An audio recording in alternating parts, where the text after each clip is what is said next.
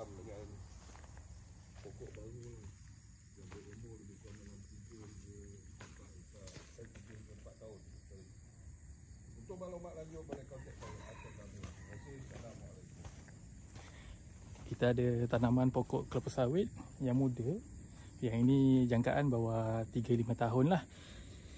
Dia sebenarnya pokok sawit muda ni kira macam dia sulam. Dia tanam sulam. Atas tanah ni bersebelahan dengan pokok sawit tua dah. Nampak ada pokok sawit tua kan. Pokok sawit tua. Sebelah tu pun nampak ada pokok sawit tua. So dia dah sulam dengan pokok sawit muda lah. So yang syoknya, bila pokok sawit tua ni dah orang kata apa, produksi dia tak begitu baik, yang pokok sawit muda ni dah tu ready.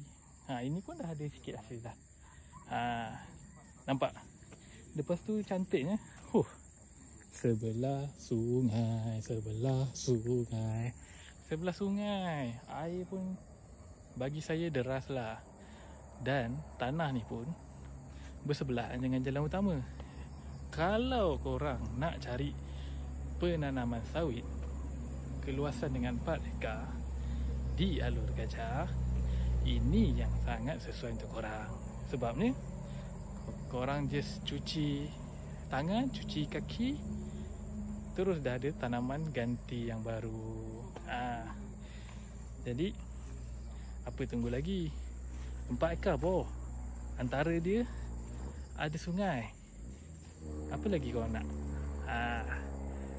Cepat-cepat PM saya, nanti terlepas.